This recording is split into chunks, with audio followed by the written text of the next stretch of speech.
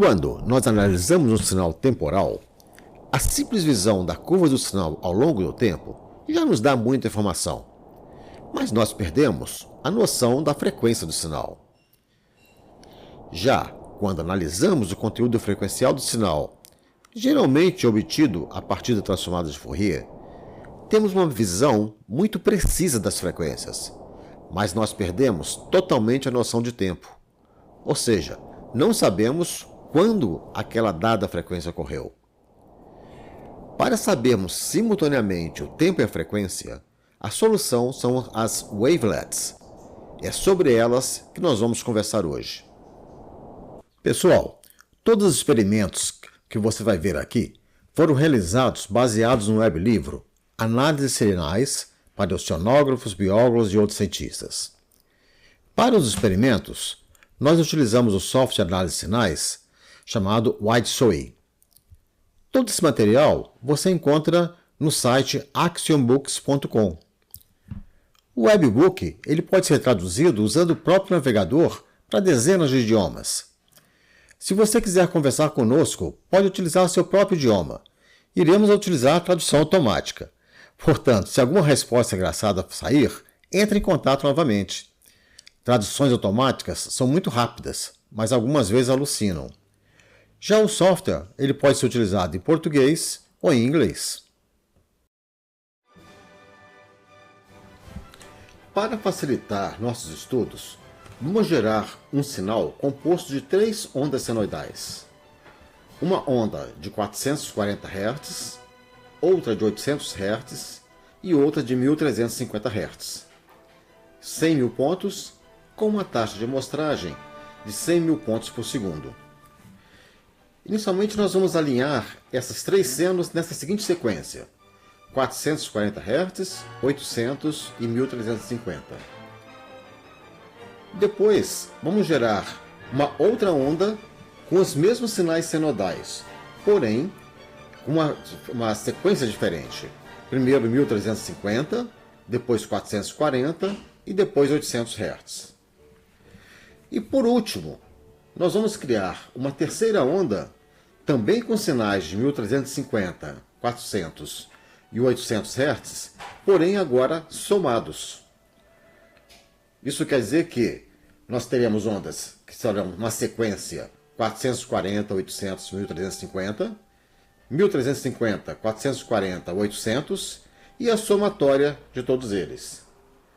Vamos ver como que isso é feito e os sinais resultantes no domínio do tempo e na frequência.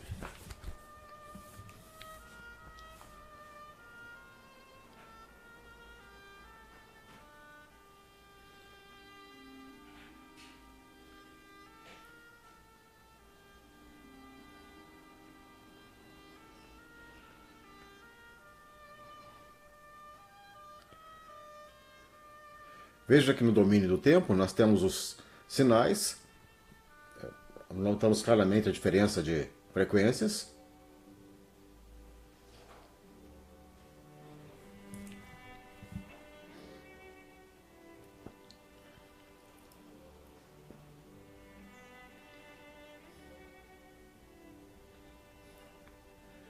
Vamos gerar então agora o segundo sinal, aquele que tem 1350, 800, 440 e 800.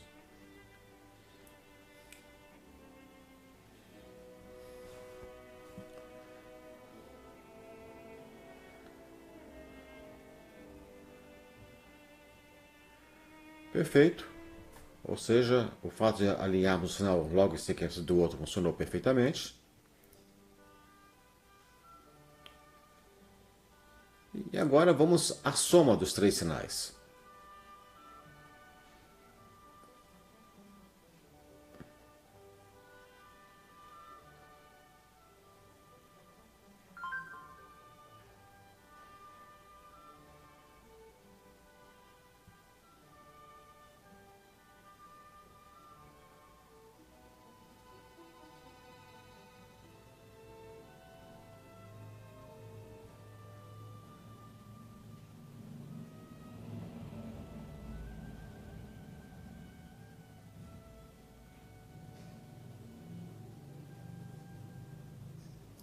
Nós fazemos a soma 2 a 2.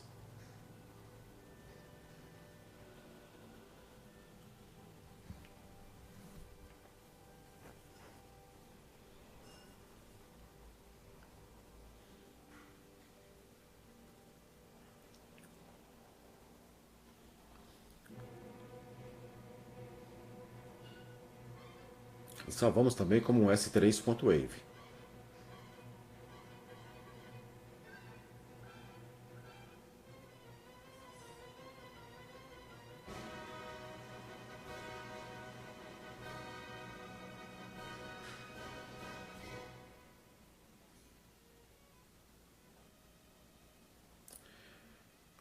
É claro que agora a forma de onda não vai lembrar nem um pouco a senoide, porque a soma de senoides de frequências diferentes nos dá esse sinal. Vamos ver como que a audição, como que esses sinais se comportam.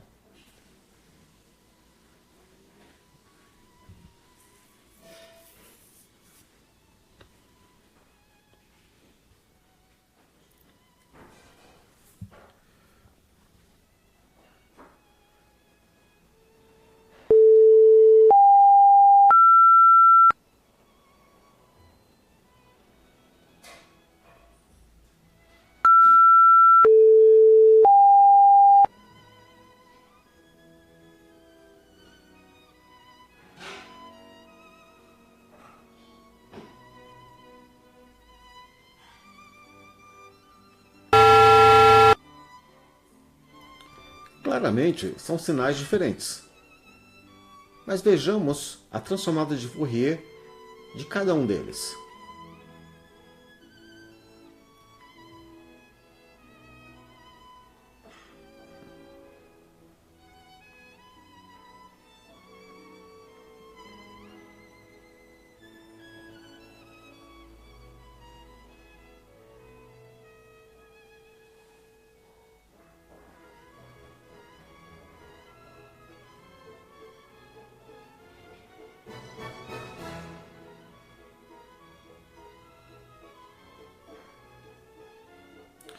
Aí está, os três senoides correspondem a esses três picos.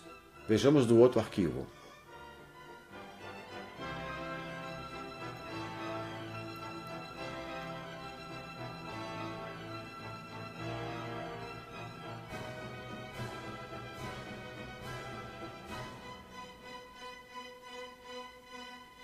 Lá estão os três picos de novo. Por aí não dá para saber quem vem em primeiro lugar. E vamos à somatória dos sinais, transformados de Fourier.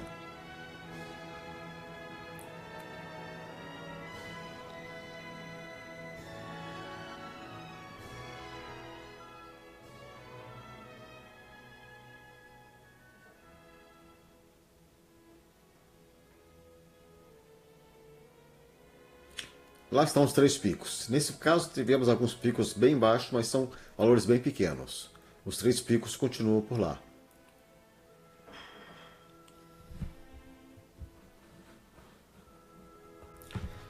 Já que não conseguimos caracterizar esses sinais através de Fourier, o que a gente pode fazer?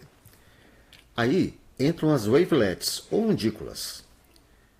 Vamos usar as wavelets de Morlet aplicando a cada sinal gerado e analisando o gráfico resultante. Para uma visão mais detalhada sobre o que são as wavelets, refira-se ao livro que mostramos no início desse vídeo. Os gráficos e o próprio processamento das wavelets, eles demandam bastante poder computacional. Vamos analisar o uso dos núcleos CPU e o consumo de memória à medida que as operações são realizadas. Observe que estamos consumindo basicamente 100% nos 20 núcleos da nossa máquina. E o consumo de memória também não está nada baixo. Pronto, aí está a nossa primeira wavelet. Observe então que nós temos no eixo vertical frequências, no eixo horizontal tempo. Mostra claramente a distribuição de determinadas frequências em determinadas faixas temporais. que é exatamente o sinal de 440, 800 e 1350 Hz. Podemos ampliar um pouco o sinal. Aí está.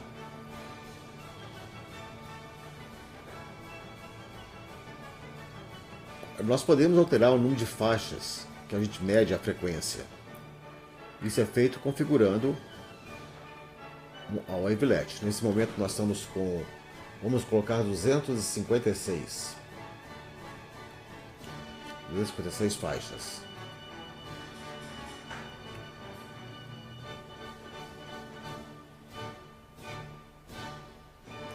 Disparamos, observe que estamos lá usando 100% dos 20 núcleos. Essa máquina é um i7. E aqui dá para vocês acompanharem o consumo de memória também.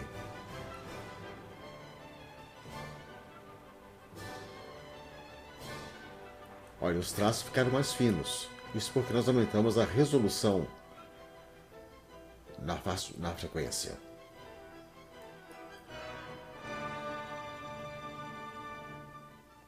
O valor máximo de frequência que nós podemos calcular é sempre a frequência de mostragem dividido por 2, critério de Nyquist.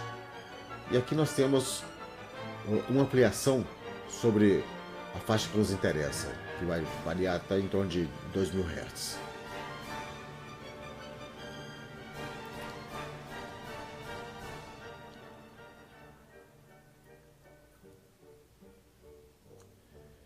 Vejamos agora o sinal S2. Como que será que ficaria o nosso wavelet?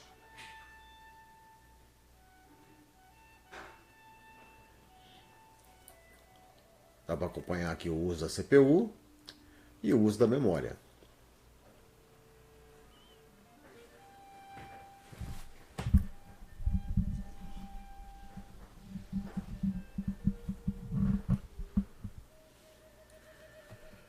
Observe que agora começamos com frequência maior, que é aquela frequência em torno de 1350, baixamos para 440 e depois 800 Hz.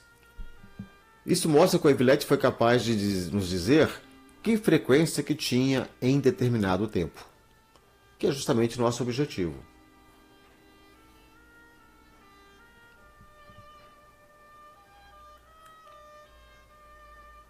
Vocês viram que o consumo de memória atingiu vários gigas. E finalmente vamos ao sinal S3. Para quem não está lembrado, o S3 é aquele sinal onde nós somamos ao longo de todo o tempo as 3 componentes senoidais. E lá está. Dá para ver claramente que as 3 componentes elas se estendem durante todo o tempo do sinal.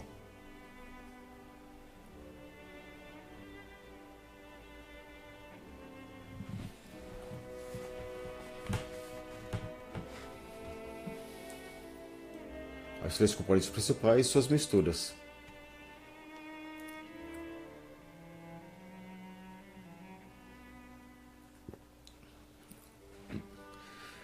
Vamos fazer um experimento aumentando o número de faixas de operação, faixas que nós vamos dividir o eixo vertical.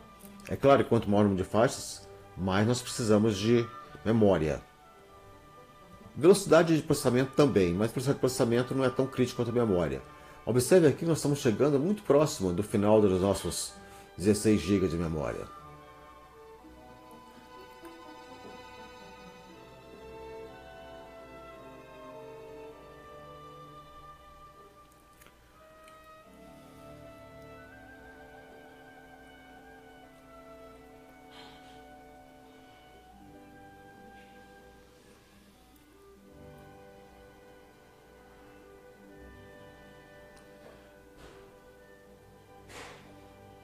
Vamos ver o sinal S1 como ficaria. E também modificando o número de divisões no eixo das frequências.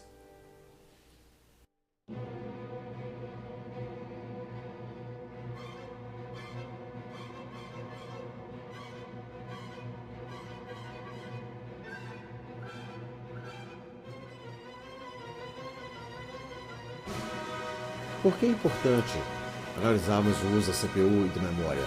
Porque se estourarmos memória, o programa vai parar. É um limite da sua máquina. Observe que nós chegamos a um consumo bastante grande de memória. E cada vez que a gente divide mais fino fica o traço no eixo Y.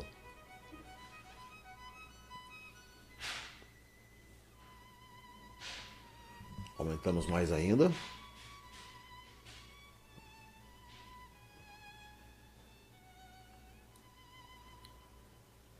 Lá está o consumo de núcleos de CPU, praticamente todos eles a 100%.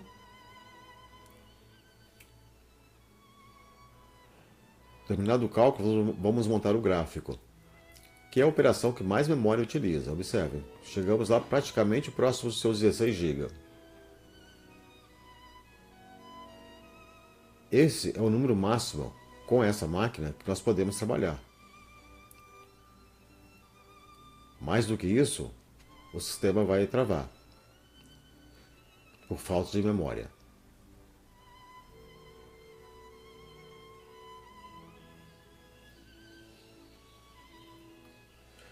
Vamos provocar essa falta de memória aumentando ainda mais a resolução no eixo Y.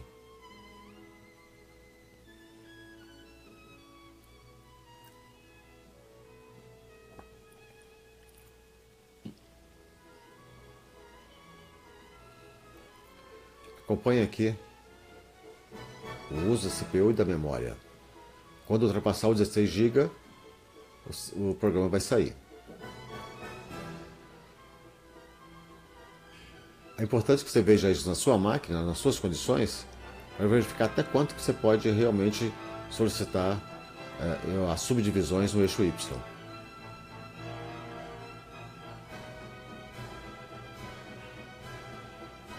Chegando próximo a 6 GB, observe. Aí, saiu. Então sabemos o nosso limite. Nós vimos agora como que a transformada de Wavelet nos permite caracterizar um sinal simultaneamente no domínio do tempo e da frequência. É um passo à frente em relação ao transformado de Fourier, que apenas nos diz quais são as componentes, mas não diz aonde elas estão, em termos de tempo. E um passo também, claro, em relação à análise temporal, que nos dá a forma do sinal, mas não esconde o conteúdo frequencial. Sabendo escolher com precisão a sua taxa de amostragem, o seu número de pontos mínimos, você vai conseguir manter essa transformada dentro da capacidade computacional do seu computador. No nosso caso, um i7 com 20 núcleos, 16 GB de memória, vocês viram que ele chega até 512 para 100.000 amostras. Mas isso é um caso a caso para cada máquina e você pode escolher isso com muita tranquilidade. Sim, chegamos ao final do nosso vídeo de hoje, pessoal. Espero que tenha sido útil e que você tenha aprendido algo a mais após ter nos assistido. Se gostou, se inscreva no canal para ser sempre avisado quando um novo vídeo estiver disponível. E até o nosso próximo encontro. Tchau!